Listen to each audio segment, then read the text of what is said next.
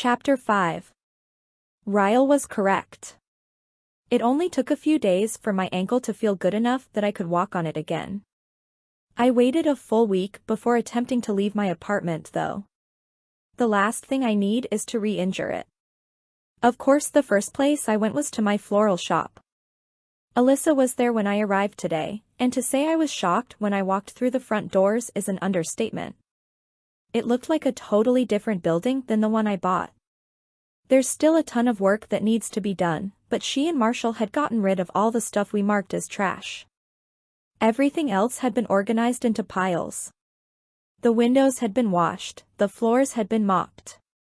She even had the area where I planned to put an office cleaned out. I helped her for a few hours today, but she wouldn't let me do much that required walking at first, so I mostly drew out plans for the store. We picked out paint colors and set a goal date to open the store that's approximately 54 days from now. After she left, I spent the next few hours doing all the stuff she wouldn't let me do while she was there. It felt good to be back. But Jesus Christ, I'm tired. Which is why I'm debating on whether or not to get up from the couch and answer the knock at my front door. Lucy is at Alex's again tonight, and I just spoke to my mother 5 minutes ago on the phone, so I know it isn't either of them. I walk to the door and check the peephole before opening it. I don't recognize him at first, because his head is down, but then he looks up and to the right and my heart freaks the hell out. What is he doing here? Ryle knocks again, and I try to brush my hair out of my face and smooth it down with my hands, but it's a lost cause. I worked my ass off today and I look like shit, so unless I have half an hour to take a shower, put on makeup, and throw on clothes before I open the door, he'll pretty much have to deal with me as is. I open the door and his immediate reaction confuses me. Jesus Christ, he says, dropping his head against my door frame. He's panting like he's been working out, and that's when I notice that he doesn't look to be any more rested or clean than I am. He's got a couple of days' worth of stubble on his face, something I've never seen on him before, and his hair isn't styled like it usually is. It's a little erratic, like the look in his eye. Do you have any idea how many doors I've knocked on to find you? I shake my head, because I don't. But now that he mentions it, how in the hell does he know where I live? 29, he says. Then he holds up his hands and repeats the numbers with his fingers while he whispers, 209. I let my gaze drop down to his clothes. He's in scrubs, and I absolutely hate that he's in scrubs right now. Holy hell. So much better than the onesie and way better than the Burberry. Why did you knock on 29 doors? I ask with a tilt of my head.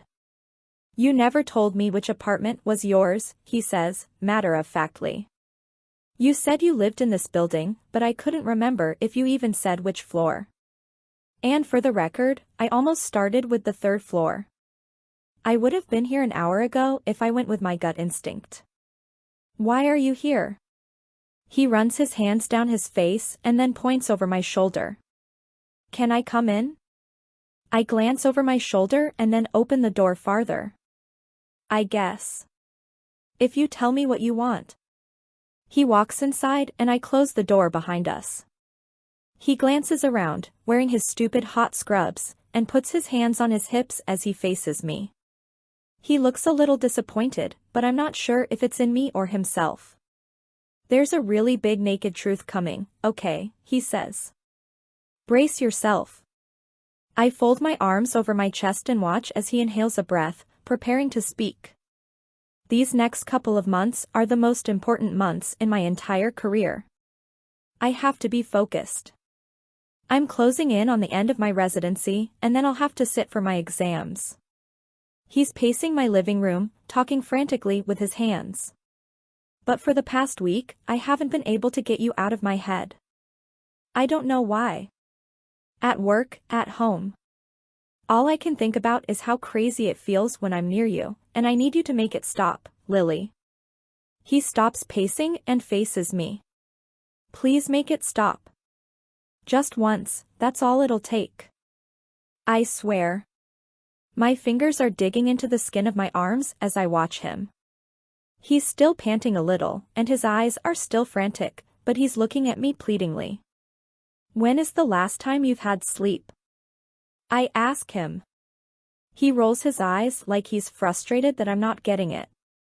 I just got off a 48-hour shift, he says dismissively. Focus, Lily. I nod and replay his words in my head. If I didn't know better, I'd almost think he was. I inhale a calming breath. Ryle, I say carefully. Did you seriously just knock on 29 doors so you could tell me that the thought of me is making your life hell, and I should have sex with you so that you'll never have to think of me again? Are you kidding me right now? He folds his lips together and, after about 5 seconds of thought, he slowly nods his head. Well, yeah, but it sounds way worse when you say it. I release an exasperated laugh. That's because it's ridiculous, Ryle. He bites his bottom lip and looks around the room, like he suddenly wants to escape. I open the door and motion for him to walk out. He doesn't. His eyes fall to my foot. Your ankle looks good, he says. How does it feel? I roll my eyes. Better. I was able to help Alyssa at the store for the first time today. He nods and then makes like he's walking toward the door to leave. But as soon as he reaches me, he spins toward me and slaps his palms against the door on either side of my head. I gasp at both his proximity and his persistence. Please, he says. I shake my head, even though my body is starting to trade sides, and beg my mind to cave to him. I'm really good at it, Lily, he says with a grin. You'll barely even have to do any work. I try not to laugh, but his determination is as endearing as it is annoying. Good night, Ryle. His head drops between his shoulders and he shakes it back and forth. He pushes off the door and stands up straight. He half turns, heading for the hallway, but then suddenly drops to his knees in front of me. He wraps his arms around my waist. Please, Lily, he says through self-deprecating laughter. Please have sex with me. He's looking up at me with puppy dog eyes and a pathetic, hopeful grin. I want you so bad, and I swear, once you have sex with me you'll never hear from me again. I promise. There's something about a neurosurgeon literally on his knees begging for sex that does me in. That's pretty pathetic. Get up, I say, pushing his arms away from me. You're embarrassing yourself. He slowly stands up, dragging his hands up the door on either side of me until he has me caged in between his arms. Is that a yes? His chest is barely touching mine, and I hate how good it feels to be wanted this much. I should be turned off by it, but I can hardly breathe when I look at him. Especially when he has this suggestive smile on his face. I don't feel sexy right now, Ryle. I worked all day, I'm exhausted, I smell like sweat and probably taste like dust. If you give me a little while to shower first, I might feel sexy enough to have sex with you. He's nodding feverishly before I'm even finished speaking. Shower. Take all the time you need. I'll wait. I push him away from me and close the front door. He follows me to the bedroom and I tell him to wait on the bed for me. Luckily, I cleaned my bedroom last night. Normally I have clothes lying around everywhere, books piled up on my nightstand, shoes and bras that don't quite make it to my closet. But tonight it's clean. My bed is even made up, complete with the ugly, quilted throw pillows my grandmother passed down to every person in our family. I make a quick glance around the room, just to make sure nothing embarrassing will catch his eye. He takes a seat on my bed and I watch as he scans the room. I stand in the doorway to my bathroom and try to give him one last out. You say this will make it stop, but I'm warning you right now, Ryle. I'm like a drug. If you have sex with me tonight, it's only going to make things worse for you. But once is all you're getting. I refuse to become one of the many girls you used to. How did you word it that night? Satisfy your needs? He leans back on his elbows. You aren't that kind of girl, Lily. And I'm not the kind of guy who needs someone more than once. We have nothing to worry about. I closed the door behind me, wondering how in the hell this guy talked me into this. It's the scrubs. The scrubs are my weakness. It has nothing to do with him. I wonder if there's a way he could leave them on during the sex. I've never taken more than half an hour to get ready, but it's almost an hour before I'm finished in the bathroom. I shaved more parts of me than was probably necessary, and then spent a good 20 minutes having a freak out, and had to talk myself out of opening the door and telling him to leave. But now that my hair is dry and I'm cleaner than I've ever been, I think I might be able to do this. I can totally have a one-night stand. I'm 23 years old. I open the door and he's still there on my bed. I'm a little disappointed to see that his scrub top is on the floor, but I don't see his pants, so he must still be wearing them. He's under the covers, though, so I can't tell. I close the door behind me and wait for him to roll over and look at me, but he doesn't. I take a few steps closer, and that's when I notice he's snoring. Not just a light, "Oh, I just fell asleep," snore. It's a middle of REM sleep kind of snore. "Ryle?" I whisper. He doesn't even budge when I shake him.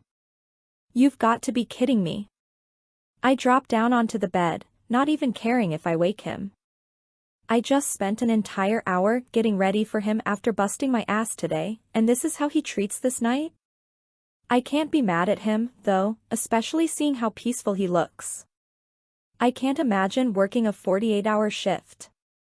Plus, my bed is really comfortable. It's so comfortable, it could make a person fall right back to sleep after a full night of rest. I should have warned him about that. I check the time on my phone and it's almost 10:30 p.m. I put the phone on silent and then lie down next to him. His phone is on the pillow next to his head, so I grab it and swipe up the camera option. I hold his phone above us and make sure my cleavage looks good and pushed together. I snap a picture so he'll at least see what he missed out on. I turn off the light and laugh to myself, because I'm falling asleep next to a half-naked man that I've never even kissed. I can feel his fingers trailing up my arm before I even open my eyes. I force back a tired smile and pretend I'm still sleeping. His fingers trail over my shoulder and stop at my collarbone, just before they reach my neck. I have a small tattoo there that I got in college. It's a simple outline of a heart that's slightly open at the top. I can feel his fingers circle around the tattoo, and then he leans forward and presses his lips against it. I squeeze my eyes shut even tighter. "Lily," he whispers, wrapping an arm around my waist. I moan a little, trying to wake up, and then roll onto my back so that I can look up at him. When I open my eyes, he's staring down at me. I can tell by the way the sunlight shines through my windows and across his face that it's not even 7 a.m. yet. I am the most despicable man you've ever met. Am I right? I laugh and nod a little. Pretty damn close. He smiles and then brushes my hair off my face. He leans forward and presses his lips to my forehead, and I hate that he just did that. Now I'll be the one plagued with sleepless nights, because I want to put this memory on repeat. I have to go, he says. I'm really late. But 1, I'm sorry. 2, I'll never do this again. This is the last you'll hear from me, I promise. And 3, I'm really sorry. You have no idea. I force a smile, but I want to frown because I absolutely hated his number 2. I actually don't mind if he tries this again, but then I remind myself that we want 2 different things from life. And it's good that he fell asleep and we never even kissed, because if I would have had sex with him while he was wearing scrubs, I would have been the one showing up at his door on my knees, begging for more. This is good. Rip the band-aid off and let him leave. Have a nice life, Ryle. I wish you all the success in the world. He doesn't respond to my goodbye. He silently stares down at me with somewhat of a frown, and then says, "Yeah. You too, Lily." Then he rolls away from me and stands up. I can't even look at him right now, so I roll onto my side so that my back is to him. I listen as he puts his shoes on and then reaches for his phone. There's a long pause before he moves again, and I know it's because he was staring at me. I squeeze my eyes shut until I hear the slam of the front door. My face immediately grows warm, and I refuse to allow myself to mope. I force myself off the bed. I have work to do. I can't be upset that I'm not enough to make a guy want to remap all of his life goals. Besides, I have my own life goals to worry about now. And I'm really excited about them. So much so, that I really don't have time for a guy in my life anyway. No time. Nope. Busy girl, here. I am a brave and bold businesswoman with zero fucks to give for men and scrubs. Chapter 6. It's been 53 days since Ryle walked out of my apartment that morning. Which means it's been 53 days since I've heard from him. But that's okay, because for the last 53 days, I've been too busy to really give him much thought as I prepared for this moment. Ready? Alyssa says. I nod, and she flips the sign to open and we both hug and squeal like little kids. We rush around the counter and wait for our first customer. It's a soft opening, so I haven't really done a marketing push yet, but we just want to make sure there aren't any kinks before our grand opening. It's really pretty in here, Alyssa says, admiring our hard work. I look around us, bursting with pride.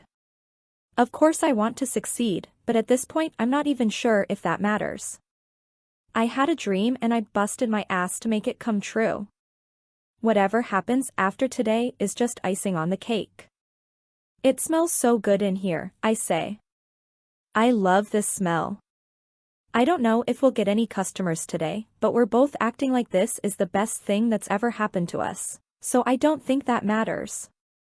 Besides, Marshall will come in at some point today and my mother will come in after she gets off work. That's 2 customers for sure. That's plenty. Alyssa squeezes my arm when the front door begins to open. I suddenly grow a little panicked, because what if something goes wrong? And then I do panic, because something just went wrong. Terribly wrong. My very first customer is none other than Ryle Kincaid. He stops when the door closes behind him and he looks around in awe. What, he says, turning in a circle. How in the... He looks over at me and Alyssa. This is incredible. It doesn't even look like the same building. Okay, maybe I'm fine with him being the first customer. It takes him a few minutes to actually make it to the counter because he can't stop touching things and looking at things. When he finally does reach us, Alyssa runs around the counter and hugs him. Isn't it beautiful, she says. She waves her hand in my direction. It was all her idea. All of it. I just helped with the dirty work. Ryle laughs. I find it hard to believe that your Pinterest skills didn't play a little part. I nod. She's being modest. Her skills were half of what brought this vision to life. Ryle smiles at me and it might as well have been a knife to the chest, because ouch. He slaps his hands on the counter and says, Am I the first official customer? Alyssa hands him one of our flyers. You have to actually buy something to be considered a customer. Ryle glances over the flyer and then sets it back down on the counter. He walks to one of the displays and grabs a vase full of purple lilies. I want these, he says, setting them on the counter. I smile, wondering if he realizes he just picked lilies. Kind of ironic. Do you want us to deliver them somewhere? Alyssa says. You guys deliver? Alyssa and I don't, I reply. We have a delivery driver on standby. We weren't sure if we'd actually need him today. Are you actually buying these for a girl? Alyssa asks.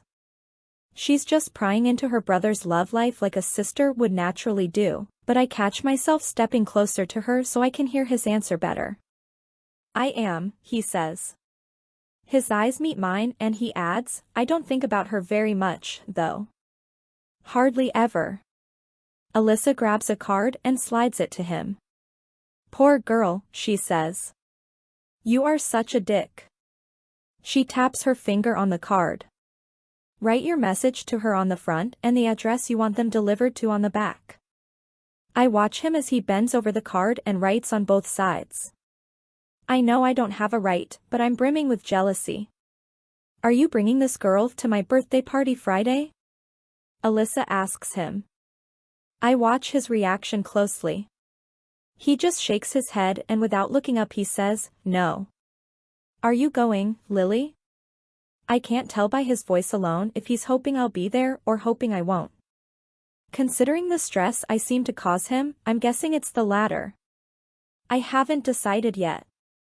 She'll be there, Alyssa says, answering for me. She looks at me and narrows her eyes. You're coming to my party whether you like it or not. If you don't show up, I'll quit. When Ryle is finished writing, he tucks the card into the envelope attached to the flowers. Alyssa rings up his total and he pays in cash. He looks at me while he's counting out his money. Lily, do you know that it's custom for a new business to frame the first dollar they make? I nod. Of course I know that. He knows I know that. He's just rubbing it in my face that his dollar will be the one framed on my wall for the life of this store. I almost encourage Alyssa to give him a refund, but this is business. I have to leave my wounded pride out of it. Once he has his receipt in hand, he taps his fist on the counter to get my attention. He dips his head a little and, with a genuine smile, he says, "Congratulations, Lily." He turns and walks out of the store. As soon as the door closes behind him, Alyssa is grabbing for the envelope. Who in the hell is he sending flowers to? She says as she pulls the card out. Ryle doesn't send flowers. She reads the front of the card out loud. Make it stop. Holy shit. She stares at it for a moment, repeating the phrase. Make it stop. What in the hell does that even mean? She asks. I can't take it another second. I grab the card from her and flip it over. She leans over and reads the back of it with me. He is such an idiot, she says with a laugh. He wrote the address to our floral shop on the back. She takes the card out of my hands. Wow. Ryle just bought me flowers. Not just any flower. He bought me a bouquet of lilies. Alyssa picks up her phone. I'll text him and tell him he screwed up. She shoots him a text and then laughs as she stares at the flowers. How can a neurosurgeon be such an idiot? I can't stop grinning. I'm relieved she's staring at the flowers and not at me, or she may put two and two together. I'll keep them in my office until we figure out where he intended for them to go. I scoop up the vase and whisk away my flowers. Chapter 7. Stop fidgeting, Devin says. I'm not fidgeting. He loops his arm through mine as he walks me toward the elevator. Yes, you are. And if you pull that top up over your cleavage one more time, it'll defeat the whole purpose of your little black dress. He grabs my top and yanks it back down, and then proceeds to reach inside to adjust my bra. Devin. I slap his hand away and he laughs. Relax, Lily. I've touched way better boobs than yours and I'm still gay. Yeah, but I bet those boobs were attached to people you probably hang out with more than once every 6 months. Devin laughs. True, but that's half your fault. You're the one who left us high and dry to play with flowers. Devin was one of my favorite people at the marketing firm I worked at, but we weren't close enough to where we actively became friends outside of work. He stopped by the floral shop this afternoon and Alyssa took to him almost immediately. She begged him to come to the party with me, and since I didn't really want to show up alone, I ended up begging him to come, too. I smooth my hands over my hair and try to catch a glimpse of my reflection in the elevator walls. Why are you so nervous? He asks. I'm not nervous. I just hate showing up to places where I don't know anyone. Devin smirks knowingly and then says, What's his name? I release a pent-up breath. Am I that transparent? Ryle. He's a neurosurgeon. And he wants to have sex with me really, really bad. How do you know he wants to have sex with you? because he literally got down on his knees and said, "Please, Lily. Please have sex with me." Devin raises an eyebrow. He begged. I nod. It wasn't as pathetic as it sounds. He's usually more composed. The elevator dings and the doors begin to open. I can hear music pouring from down the hallway. Devin takes both of my hands in his and says, "So what's the plan? Do I need to make this guy jealous?" "No," I say, shaking my head. "That wouldn't be right." But Ryle does make it a point every time he sees me to tell me he hopes he never sees me again. "Maybe just a little?" I say, scrunching up my nose. "A smidge?" Devin pops his jaw and says, "Consider it done." He puts his hand on my lower back as he walks me out of the elevator. There's only one visible door in the hallway, so we make our way over and ring the doorbell. "Why is there only one door?" he says. "She owns the whole top floor." He chuckles. "And she works for you? Damn, your life just keeps getting more and more interesting." The door begins to open, and I'm extremely relieved to see Alyssa standing in front of me. There's music and laughter pouring out of the apartment behind her. She's holding a champagne glass in one hand and a riding crop in the other. She sees me staring at the riding crop with a confused look on my face, so she tosses it over her shoulder and grabs my hand. "It's a long story," she says, laughing. Come in, come in." She pulls me in and I squeeze Devin's hand and drag him behind me. She continues pulling us through a crowd of people until we reach the other side of the living room. "Hey," she says, tugging on Marshall's arm. He turns around and smiles at me, then pulls me in for a hug. I glance behind him and around us, but there's no sign of Ryle. Maybe I got lucky and he got called in to work tonight. Marshall reaches out for Devin's hand and shakes it. "Hey, man. Good to meet you." Devin wraps an arm around my waist. "I'm Devin," he yells over the music. "I'm Lily's sexual partner." I laugh and elbow him, then lean into his ear. "That's Marshall." "Wrong guy, but nice effort." Alyssa grabs my arm and starts to pull me away from Devin. Marshall begins speaking to him, and my hand is reaching out behind me as I'm being pulled in the opposite direction. "You'll be fine," Devin yells. I follow Alyssa into the kitchen, where she shoves a glass of champagne in my hand. "Drink," she says. "You deserve it." I take a sip of the champagne, but I can't even appreciate it now that I'm getting a look at her industrial-sized kitchen with 2 full stovetops, and a fridge bigger than my apartment. "Holy shit," I whisper. "You actually live here?" She giggles. "I know," she says. "And to think, I didn't even have to marry him for money. Marshall had $7 and drove a Ford Pinto when I fell in love with him. Doesn't he still drive a Ford Pinto?" She sighs. "Yeah, but we have a lot of good memories in that car." Gross.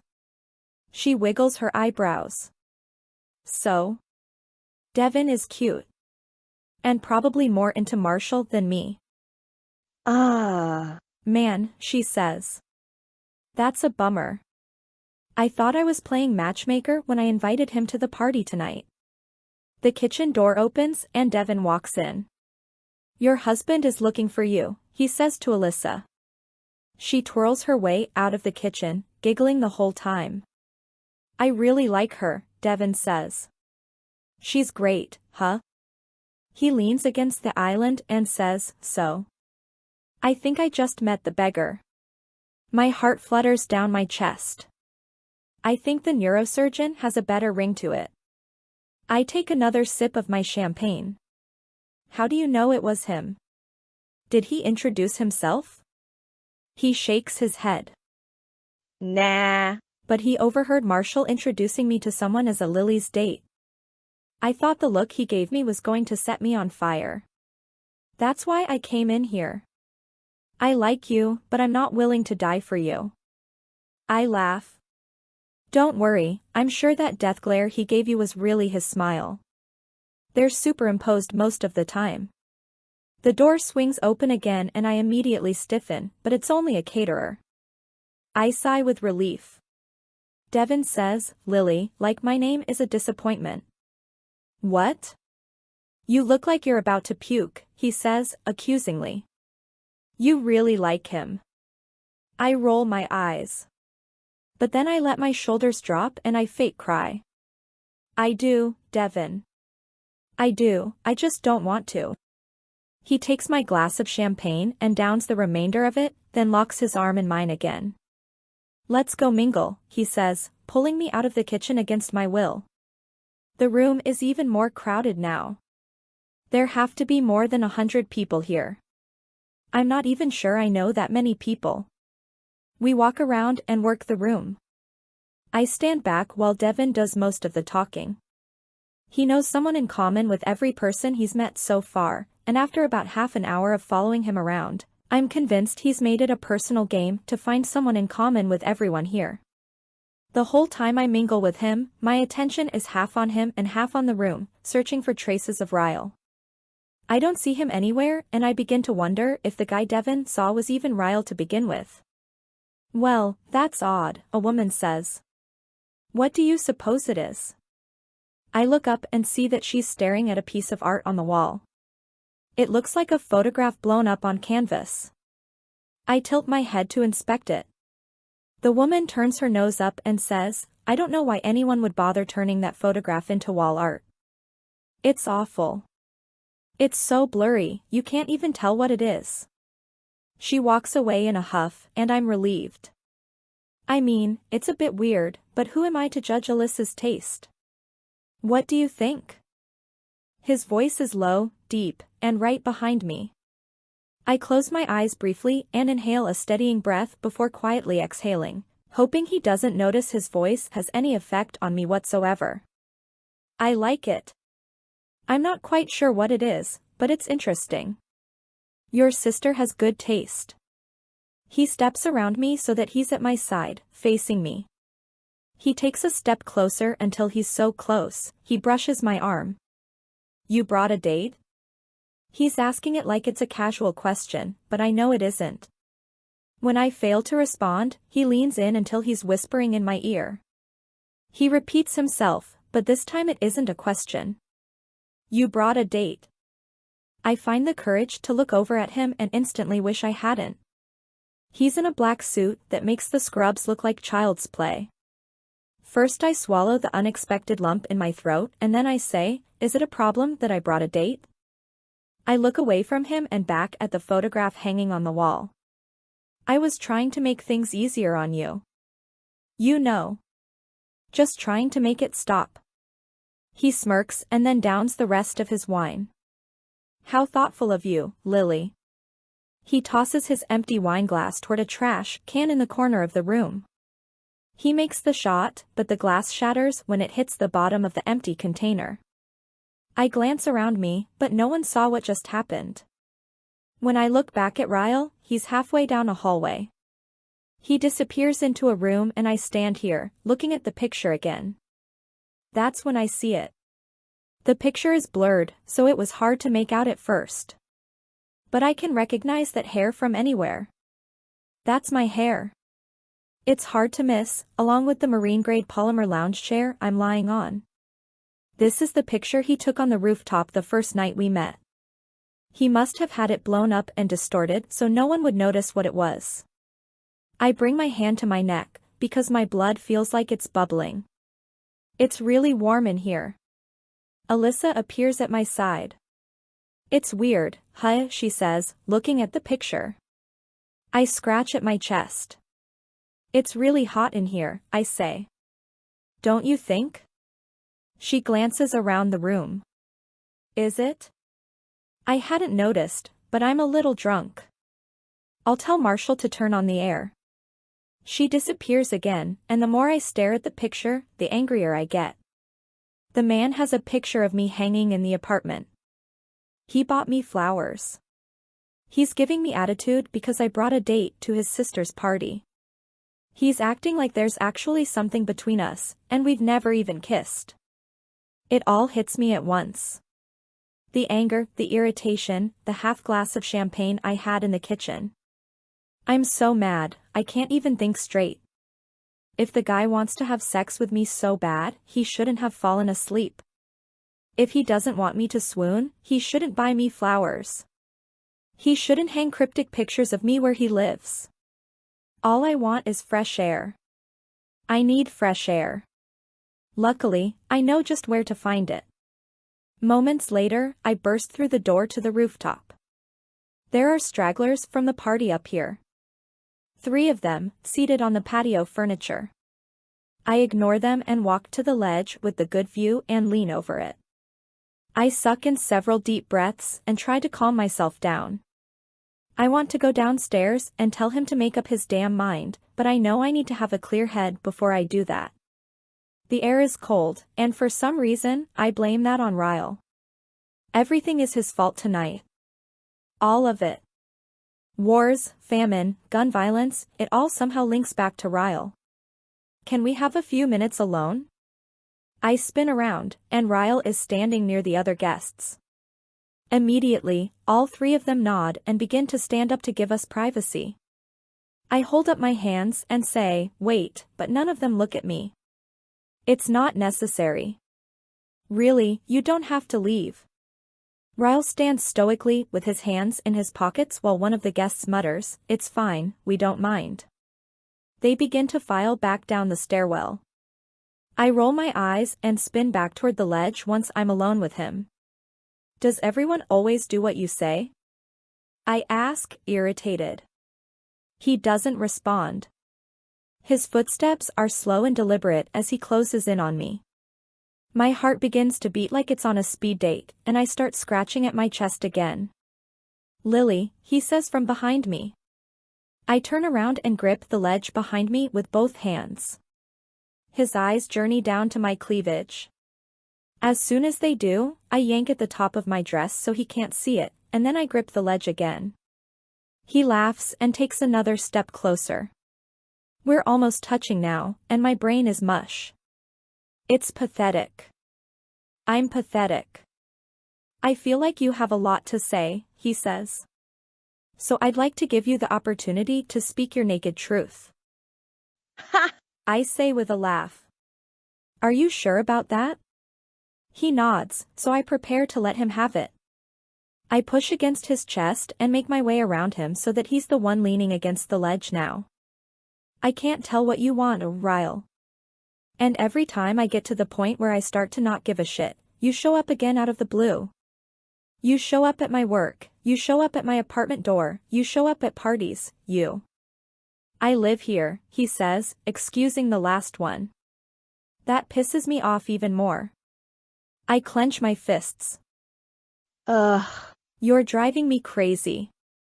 Do you want me or do you not? He stands up straight and takes a step toward me. Oh, I want you, Lily. Make no mistake about that. I just don't want to want you. My whole body sighs at that comment. Partly out of frustration and partly because everything he says makes me shiver and I hate that I allow him to make me feel like this. I shake my head. You don't get it, do you? I say, softening my voice. I feel too defeated right now to keep yelling at him. I like you, Ryle. And knowing that you only want me for one night makes me really, really sad. And maybe if this were a few months ago, we could have had sex and it would have been fine. You would have walked away and I could have easily moved on with my life. But it's not a few months ago. You waited too long, and too many pieces of me are invested in you now, so please. Stop flirting with me. Stop hanging pictures of me in your apartment. And stop sending me flowers. Because when you do those things, it doesn't feel good, Ryle. It actually kind of hurts. I feel deflated and exhausted and I'm ready to leave. He regards me silently, and I respectfully give him time to make his rebuttal. But he doesn't. He just turns around, leans over the ledge, and stares down at the street like he didn't hear a single word I said. I walk across the roof and open the door, half expecting him to call out my name or ask me not to leave. I get all the way back to the apartment before I finally lose all hope of that happening. I push through the crowd and make it through 3 different rooms before I spot Devin. When he sees the look on my face, he just nods and begins to make his way across the room toward me. "Ready to go?" he asks, looping his arm through mine. I nod. Yes. So ready. We find Alyssa in the main living room. I tell her and Marshall goodnight, using the excuse that I'm just exhausted from opening week and I'd like to get some sleep before work tomorrow. Alyssa gives me a hug and walks us to the front door.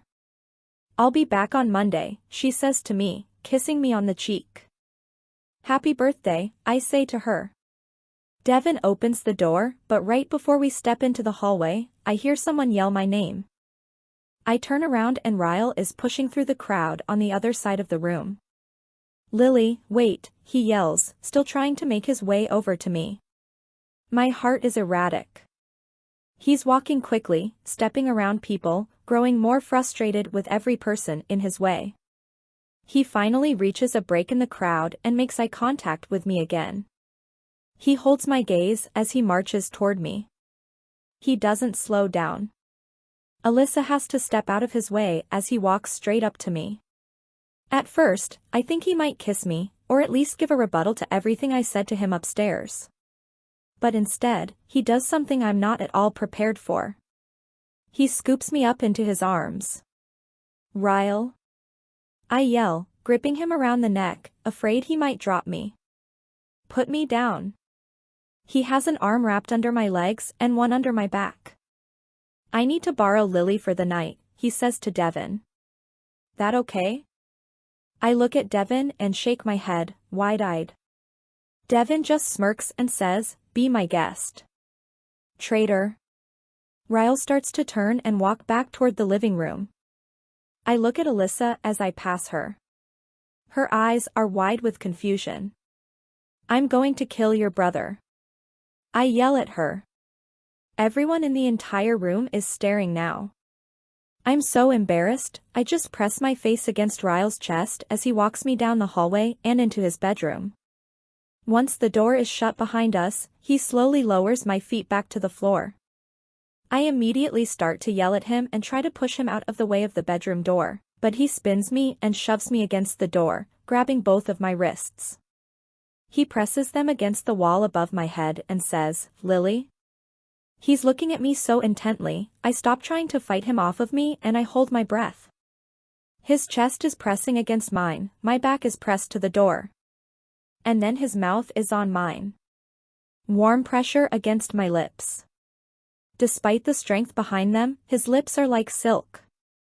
I'm shocked at the moan that rushes through me, and even more shocked when I part my lips and want more. His tongue slides against mine and he releases my wrists to grab my face. His kiss grows deeper and I grasp at his hair, pulling him closer, feeling the kiss in my entire body. Both of us become a medley of moans and gasps as the kiss brings us over the edge, our bodies wanting more than our mouths can deliver. I feel his hands as he reaches down and grabs my legs, lifting me up and hooking them around his waist. My God, this man can kiss. It's as if he takes kissing as seriously as he takes his profession. He begins to pull me away from the door when I'm hit with the realization that yes, his mouth is capable of a lot. But what his mouth has failed to do is respond to everything I told him upstairs. For all I know, I've just given in. I'm giving him what he wants, a one-night stand. And that's the last thing he deserves right now. I pull my mouth from his and push on his shoulders. Put me down. He keeps walking toward his bed, so I say it again. Ryle, put me down right now. He stops walking and lowers me to the floor. I have to back away and face the other direction to gather my thoughts. Looking at him while I still feel his lips on mine is more than I can deal with right now. I feel his arms go around my waist, and he rests his head on my shoulder. "I'm sorry," he whispers. He turns me around and brings a hand up to my face and brushes his thumb across my cheek. "It's my turn now, okay?" I don't respond to his touch. I keep my arms folded across my chest and wait to hear what he has to say before I allow myself to respond to his touch. I had that picture made the day after I took it, he says. It's been in my apartment for months now, because you were the most beautiful thing I'd ever seen and I wanted to look at it every single day. Oh. And that night I showed up at your door? I went searching for you because no one in the history of my life has ever crawled under my skin and refused to leave like you did. I didn't know how to handle it. And the reason I sent you flowers this week is because I am really, really proud of you for following your dream. But if I sent you flowers every time I've had the urge to send you flowers, you wouldn't even be able to fit inside your apartment. Because that's how much I think about you. And yes, Lily. You're right. I'm hurting you, but I'm hurting, too. And until tonight. I didn't know why. I have no idea how I even possibly find the strength to speak after that. Why are you hurting? He drops his forehead to mine and says, because. I have no idea what I'm doing. You make me want to be a different person, but what if I don't know how to be what you need? This is all new to me and I want to prove to you that I want you for so much more than just one night. He looks so vulnerable right now. I want to believe the genuine look in his eye, but he's been so adamant since the day that I met him that he wants the exact opposite of what I want. And it terrifies me that I'll give in to him and he'll walk away. How do I prove myself to you, Lily? Tell me and I'll do it. I don't know. I barely know the guy. I know him enough to know that sex with him won't be enough for me, though. But how do I know sex won't be the only thing he wants? My eyes instantly lock with his. Don't have sex with me. He stares at me for a moment, completely unreadable. But then he starts to nod his head like he's finally getting it. Okay, he says, still nodding. Okay. I will not have sex with you, Lily Bloom. He walks around me to his bedroom door and he locks it. He flips off the light, leaving only a lamp on, and then takes off his shirt as he walks toward me. What are you doing? He tosses his shirt on a chair and then slips off his shoes. We're going to sleep. I glance at his bed.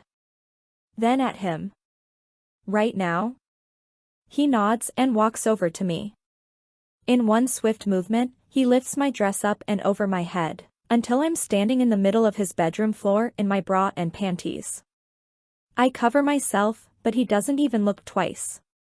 He pulls me toward the bed and lifts the covers for me to crawl in. As he's walking over to his side of the bed he says, it's not like we haven't slept together before without having sex. Piece of cake. I laugh.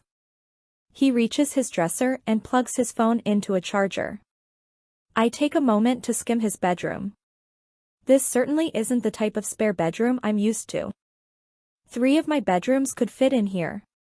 There's a couch against the other wall, a chair facing a television and a full office off the bedroom that looks complete with a floor-to-ceiling library. I'm still trying to see everything around me when the lamp goes off. Your sister is really rich, I say as I feel him pull the covers over both of us. What the hell does she do with the $10 an hour I pay her? Wipe her ass with it?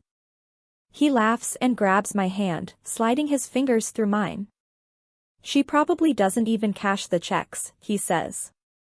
Have you ever checked? I haven't. Now I'm curious. Good night, Lily, he says. I can't stop smiling, because this is kind of ridiculous. And so great. Good night, Ryle. I think I might be lost. Everything is so white and so clean, it's blinding. I shuffle through one of the living rooms and try to find my way to the kitchen. I have no idea where my dress ended up last night, so I pulled on one of Ryle's shirts. It falls past my knees, and I wonder if he has to buy shirts that are too big for him just so they'll fit his arms.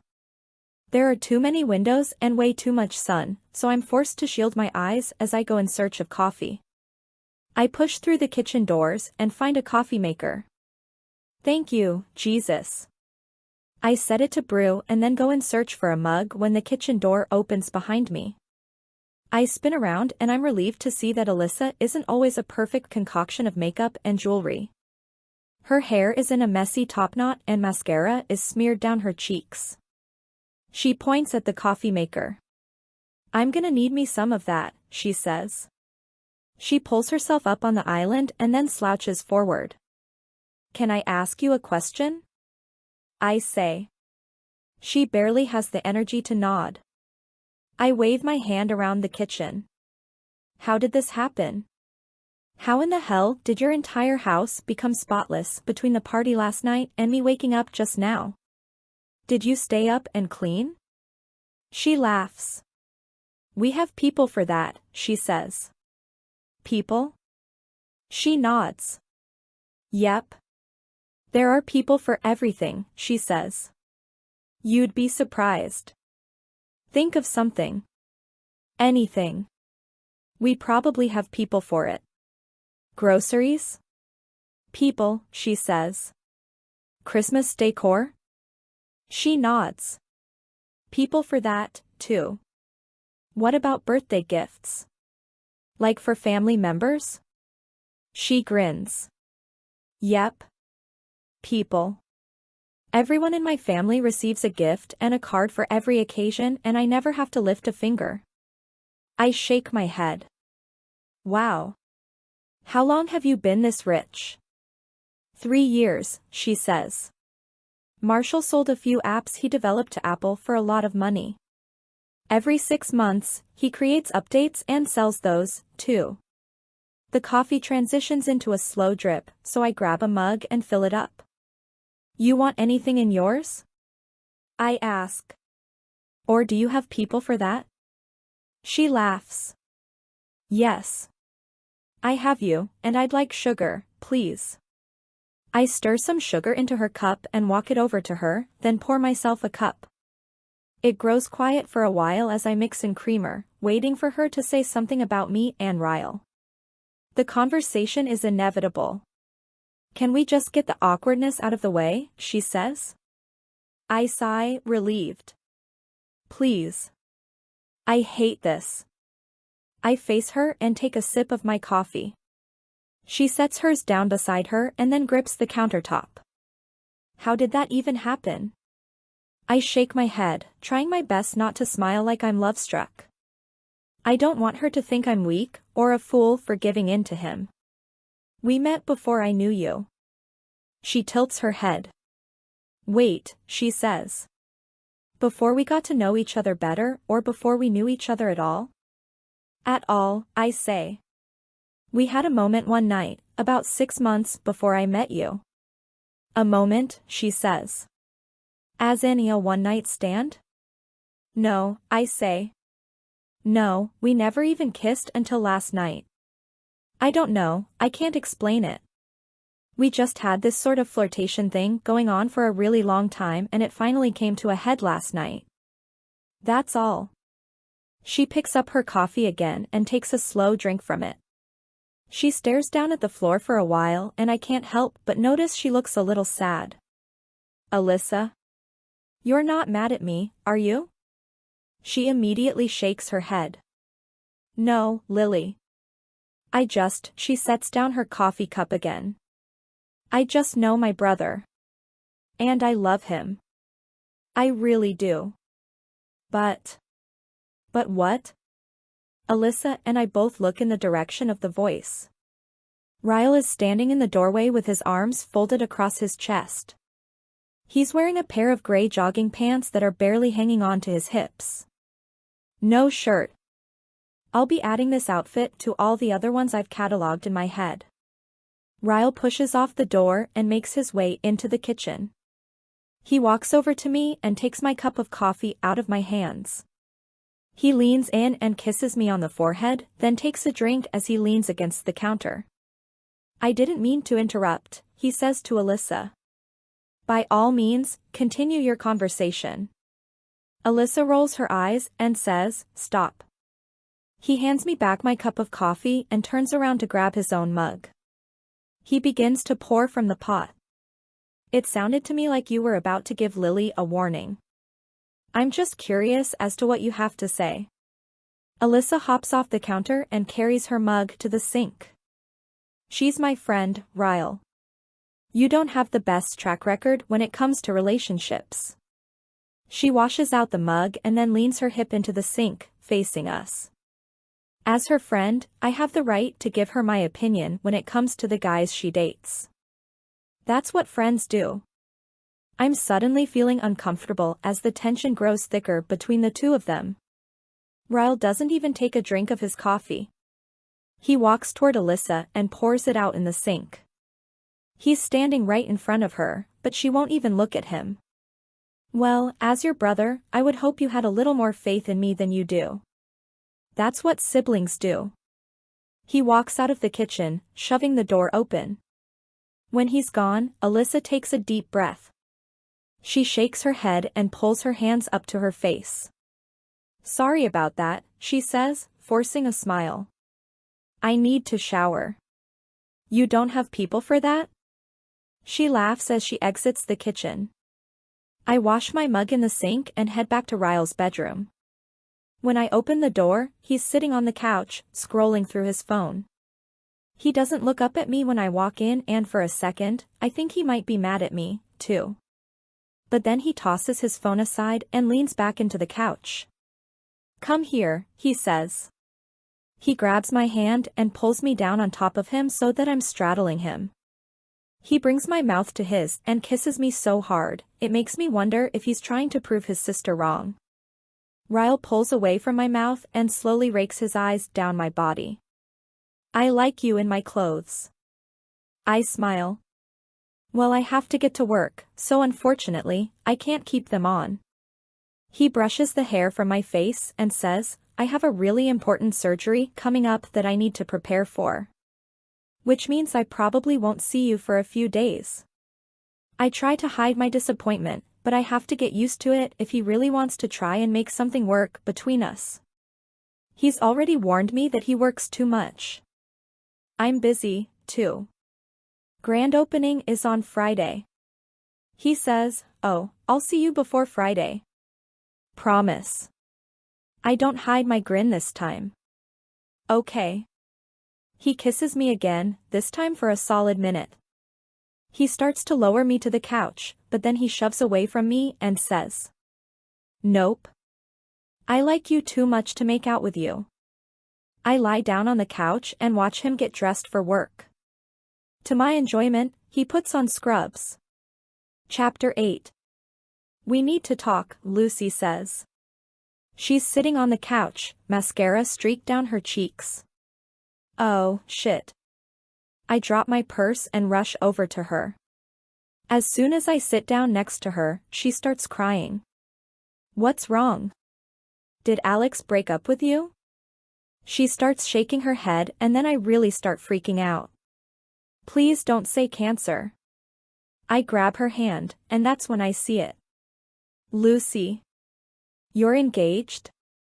She nods. I'm sorry. I know we still have 6 months left on the lease, but he wants me to move in with him. I stare at her for a minute. Is that why she's crying? Because she wants out of her lease? She reaches for a tissue and starts dabbing at her eyes. I feel awful, Lily. You're going to be all alone. I'm moving and you won't have anyone. What the? Lucy? I'll be fine. I promise. She looks up at me with hope in her expression. Really? Why in the world does she have this impression of me? I nod again. Yes. I'm not mad, I'm happy for you. She throws her arms around me and hugs me. Oh, thank you, Lily. She starts giggling in between bouts of tears. When she releases me, she jumps up and says, I have to go tell Alex. He was so worried you wouldn't let me out of my lease. She grabs her purse and shoes and disappears out the front door. I lie back on the couch and stare up at the ceiling. Did she just play me? I start laughing, because until this moment, I had no idea how much I've been waiting for this to happen. The whole place to myself. What's even better, is when I do decide to have sex with Ryle, we can have it over here all the time and not have to worry about being quiet. The last time I spoke to Ryle was when I left his apartment on Saturday. We agreed on a trial run. No commitments yet. Just a relationship feeler to see if it's something we both want. It's now Monday night and I'm a little disappointed I haven't heard from him. I gave him my phone number before we parted Saturday, but I don't really know texting etiquette, especially for trial runs. Regardless, I'm not texting him first. I decide to occupy my time with teenage angst and Ellen DeGeneres instead. I'm not about to wait around to be beckoned by a guy I'm not even having sex with. But I don't know why I assume that reading about the first guy I had sex with will somehow get my mind off the guy I'm not having sex with. Dear Ellen. My great-grandfather's name is Ellis. My entire life, I thought that was a really cool name for such an old guy. After he died, I was reading the obituary. Would you believe that Ellis wasn't even his real name? His real name was Levi Sampson and I had no idea. I asked my grandmother where the name Ellis came from. She said his initials were LS and everyone called him by his initials for so long, they just started sounding them out over the years. Which is why they referred to him as Ellis. I was looking at your name just now and it made me think of that. Ellen. Is that even your real name? You could be just like my great-grandfather and using your initials as a disguise. Ellen. I'm on to you, Ellen. Speaking of names, do you think Atlas is a weird name? It is, isn't it? Yesterday while I was watching your show with him, I asked him where he got his name from. He said he didn't know. Without even thinking, I told him he should ask his mother why she named him that. He just looked over at me for a second and said, "It's a little too late for that." I don't know what he meant by that. I don't know if his mom died, or if she gave him up for adoption. We've been friends for a few weeks now and I still don't really know anything about him or why he doesn't have a place to live. I would just ask him, but I'm not sure if he really trusts me yet. He seems to have trust issues and I guess I can't blame him. I'm worried about him. It started getting really cold this week and it's supposed to be even colder next week. If he doesn't have electricity, that means he doesn't have a heater. I hope he at least has blankets. Do you know how awful I would feel if he froze to death? Pretty freaking awful, Ellen. I'll find some blankets this week and give them to him. Lily. Dear Ellen. It's going to start snowing soon, so I decided to harvest my garden today. I had already pulled the radishes, so I just wanted to put some mulch and compost down, which wouldn't have taken me long, but Atlas insisted on helping. He asked me a lot of questions about gardening and I liked that he seemed interested in my interests. I showed him how to lay the compost and mulch to cover the ground so that the snow wouldn't do too much damage. My garden is small compared to most gardens. Maybe 10 feet by 12 feet. But it's all my dad will let me use of the backyard. Atlas covered the whole thing while I sat cross-legged in the grass and watched him.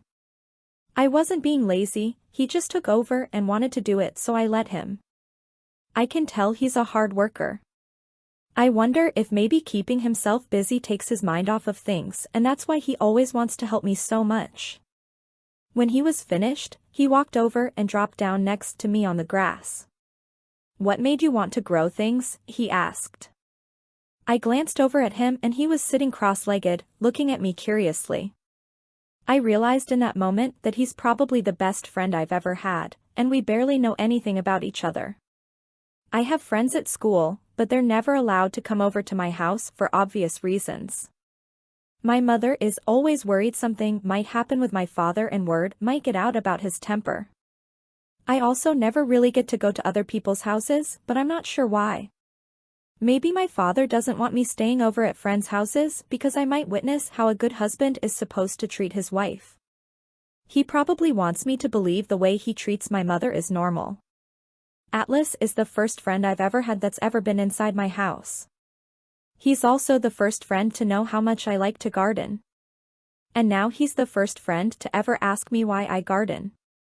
I reached down and pulled at a weed and started tearing it into little pieces while I thought about his question. When I was 10, my mother got me a subscription to a website called Seeds Anonymous, I said. Every month I would get an unmarked package of seeds in the mail with instructions on how to plant them and care for them. I wouldn't know what I was growing until it came up out of the ground. Every day after school I'd run straight to the backyard to see the progress. It gave me something to look forward to. Growing things felt like a reward. I could feel Atlas staring at me when he asked, "A reward for what?" I shrugged. For loving my plants the right way. Plants reward you based on the amount of love you show them. If you're cruel to them or neglect them, they give you nothing. But if you care for them and love them the right way, they reward you with gifts in the form of vegetables or fruits or flowers. I looked down at the weed I was tearing apart in my hands, and there was barely an inch left of it. I wadded it up between my fingers and flicked it. I didn't want to look over at Atlas because I could still feel him staring, so instead, I just stared out over my mulch-covered garden. "We're just alike," he said. My eyes flicked to his. "Me and you?" He shook his head. "No. Plants and humans. Plants need to be loved the right way in order to survive. So do humans. We rely on our parents from birth to love us enough to keep us alive. And if our parents show us the right kind of love, we turn out as better humans overall. But if we're neglected..." His voice grew quiet. Almost sad. He wiped his hands on his knees, trying to get some of the dirt off. "If we're neglected, we end up homeless and incapable of anything meaningful." His words made my heart feel like the mulch he had just laid out. I didn't even know what to say to that. Does he really think that about himself? He acted like he was about to get up, but before he did I said his name. He sat back down in the grass. I pointed at the row of trees that line the fence to the left of the yard. "You see that tree over there?" In the middle of the row of trees was an oak tree that stood taller than all the rest of the trees. Atlas glanced over at it and dragged his eyes all the way up to the top of the tree. "It grew on its own," I said. "Most plants do need a lot of care to survive. But some things, like trees, are strong enough to do it by just relying on themselves and nobody else." I had no idea if he knew what I was trying to say without me coming out and saying it. But I just wanted him to know that I thought he was strong enough to survive whatever was going on in his life. I didn't know him well, but I could tell he was resilient. Way more than I would ever be if I were in his situation. His eyes were glued to the tree. It was a long time before he even blinked. When he finally did, he just nodded a little and looked down at the grass. I thought with the way his mouth twitched that he was about to frown, but instead he actually smiled a little. Seeing that smile made my heart feel like I had just startled it right out of a dead sleep. "We're just alike," he said, repeating himself from earlier. "Plants and humans?" I asked. He shook his head. "No. Me and you." I gasped, "Ellen." I hope he didn't notice, but I definitely sucked in a rush of air. Because what the heck was I supposed to say to that? I just sat there, really awkward and quiet until he stood up. He turned like he was about to walk home. "Atlas, wait." He glanced back down at me.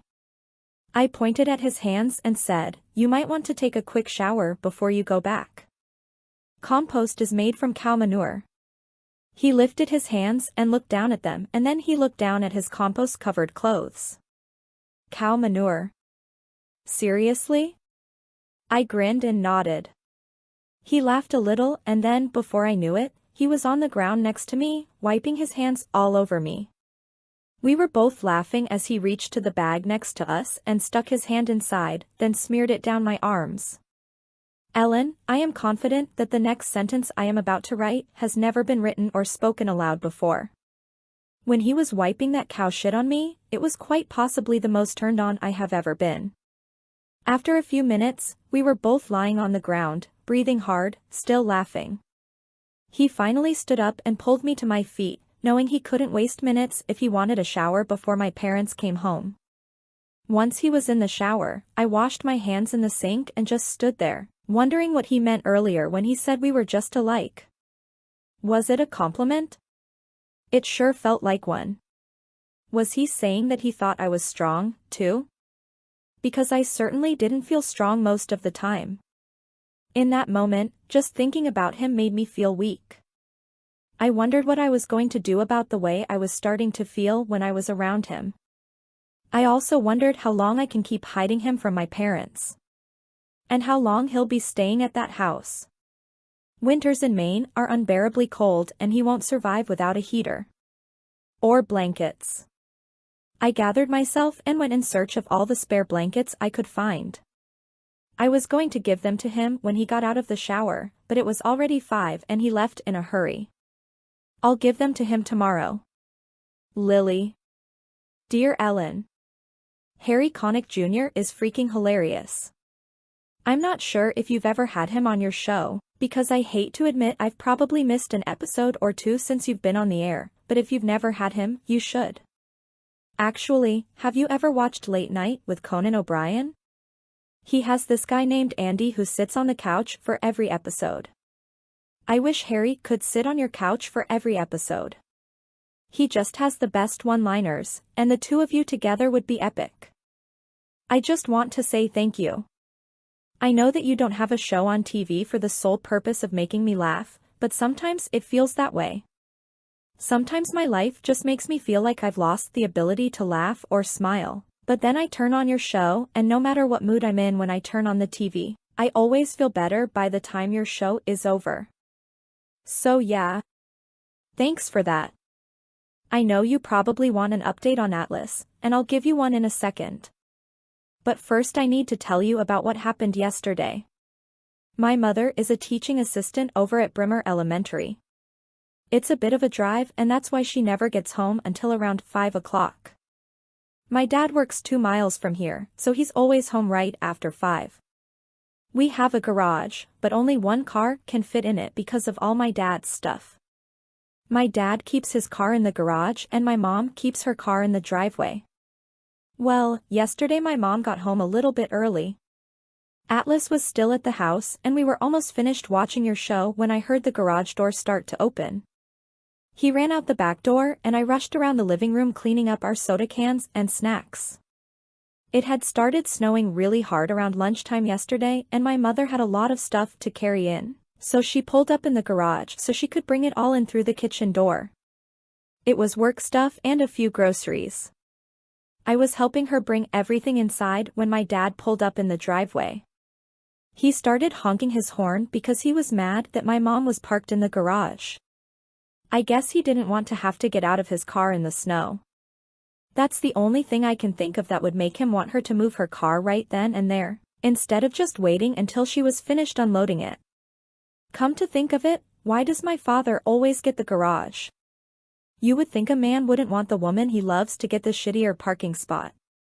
Anyway, my mother got that real scared look in her eye when he started honking and she told me to take all her stuff to the table, while she moved her car out. I'm not sure what happened when she went back outside. I heard a crash, and then I heard her scream, so I ran to the garage thinking maybe she had slipped on ice. Ellen. I don't even want to describe what happened next. I'm still a little shocked by the whole thing. I opened the garage door and didn't see my mom. I just saw my dad behind the car doing something. I took a step closer and realized why I couldn't see my mom. He had her pushed down on the hood with his hands around her throat. He was choking her, Ellen. I might cry just thinking about it. He was yelling at her, staring down at her with so much hatred. Something about not having respect for how hard he works.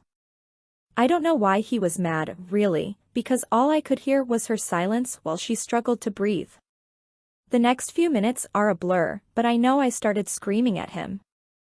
I jumped on his back and I was hitting him on the side of his head. Then I wasn't. I don't really know what happened, but I'm guessing he threw me off of him. I just remembered 1 second I was on his back and the next second I was on the ground and my forehead hurt like you wouldn't believe. My mom was sitting next to me, holding my head and telling me she was sorry. I looked around for my dad, but he wasn't there. He'd gotten into his car and drove off after I hit my head. My mom gave me a rag and told me to hold it to my head because it was bleeding, and then she helped me to her car and drove me to the hospital. On the way there she only said one thing to me. When they ask you what happened, tell them you slipped on the ice. When she said that, I just looked out my window and started crying. Because I thought for sure this was the final straw. That she would leave him now that he had hurt me. That was the moment I realized that she'd never leave him. I felt so defeated, but I was too scared to say anything to her about it.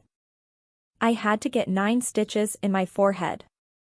I'm still not sure what I hit my head on, but it doesn't really matter. The fact is, my father was the reason I was hurt and he didn't even stay and check on me. He just left us both there on the floor of the garage and left. I got home really late last night and fell right to sleep because they had given me some kind of pain pill. This morning when I walked to the bus, I tried not to look directly at Atlas so he wouldn't see my forehead. I had fixed my hair so that you couldn't really see it and he didn't notice right away. When we sat down next to each other on the bus, our hands touched when we were putting our stuff on the floor. His hands were like ice, Ellen. Ice. That's when I realized that I forgot to give him the blankets I had pulled out for him yesterday, because my mother got home sooner than I expected. The incident in the garage sort of took over all my thoughts and I completely forgot about him.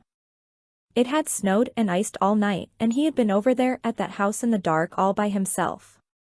And now he was so cold, I didn't know how he was even functioning.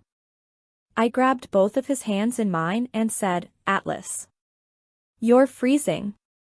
He didn't say anything. I just started rubbing his hands in mine to warm them up. I laid my head on his shoulder and then I did the most embarrassing thing. I just started to cry. I don't cry very much, but I was still so upset by what happened yesterday and then I was feeling so guilty that I forgot to take him blankets, and it all hit me right there on the ride to school. He didn't say anything. He just pulled his hands from mine so I'd stop rubbing them and then he laid his hands on top of mine. We just sat there like that the whole ride to school with our heads leaned together and his hands on top of mine. I might have thought it was sweet if it wasn't so sad. On the ride home from school is when he finally noticed my head. Honestly, I had forgotten about it. No one at school even asked me about it, and when he sat down next to me on the bus, I wasn't even trying to hide it with my hair. He looked right at me and said, "What happened to your head?" I didn't know what to say to him. I just touched it with my fingers and then looked out the window. I've been trying to get him to trust me more in hopes he would tell me why he doesn't have a place to live, so I didn't want to lie to him. I just didn't want to tell him the truth either. When the bus started moving, he said, "Yesterday after I left your house, I heard something going on over there. I heard yelling. I heard you scream and then I saw your father leave. I was going to come check on you to make sure everything was okay, but as I was walking over I saw you leaving in the car with your mother." He must have heard the fight in the garage and saw her leaving to take me to get the stitches. I couldn't believe he came over to our house. Do you know what my dad would do to him if he saw him wearing his clothes? I got so worried for him because I don't think he knows what my father is capable of. I looked at him and said, "Atlas, you can't do that. You can't come to my house when my parents are home." Atlas got real quiet and then said, "I heard you scream, Lily." He said it like me being in danger trumped anything else. I felt bad because I know he was just trying to help, but that would have made things so much worse. "I fell," I said to him. As soon as I said it, I felt bad for lying. And to be honest, he looked a little disappointed in me, because I think we both knew in that moment that it wasn't as simple as a fall. Then he pulled up the sleeve of his shirt and held out his arm. Ellen, my stomach dropped. It was so bad. All over his arm he had these small scars. Some of the scars looked just like someone had stuck a cigarette to his arm and held it there. He twisted his arm around so I could see that it was on the other side, too. I used to fall a lot, too, Lily. Then he pulled his shirt sleeve down and didn't say anything else. For a second I wanted to tell him it wasn't like that my dad never hurts me and that he was just trying to get me off of him. But then I realized I'd be using the same excuses my mom uses. I felt a little embarrassed that he knows what goes on at my house. I spent the whole rest of the bus ride looking out the window because I didn't know what to say to him. When we got home, my mom's car was there. In the driveway, of course. Not the garage. That meant Atlas couldn't come over and watch your show with me. I was gonna tell him I would bring him blankets later, but when he got off the bus he didn't even tell me. Bye. He just started walking down the street like he was mad. It's dark now and I'm waiting on my parents to go to sleep. But in a little while I'm gonna take him some blankets. Lily. Dear Ellen. I'm in way over my head. Do you ever do things you know are wrong, but are somehow also right? I don't know how to put it in simpler terms than that. I mean, I'm only 15 and I certainly shouldn't have boys spending the night in my bedroom. But if a person knows someone needs a place to stay, isn't it that person's responsibility as a human to help them? Last night, after my parents went to sleep, I snuck out the back door to take Atlas those blankets. I took a flashlight with me because it was dark. It was still snowing really hard, so by the time I made it to that house, I was freezing. I beat on the back door, and as soon as he opened it, I pushed past him to get out of the cold. Only. I didn't get out of the cold. Somehow, it felt even colder inside that old house. I still had my flashlight on and I shined it around the living room and kitchen. There wasn't anything in there, Ellen. No couch, no chair, no mattress. I handed the blankets off to him and kept looking around me. There was a big hole in the roof over the kitchen and wind and snow were just pouring in. When I shined my light around the living room, I saw his stuff in one of the corners. His backpack, plus the backpack I'd given him.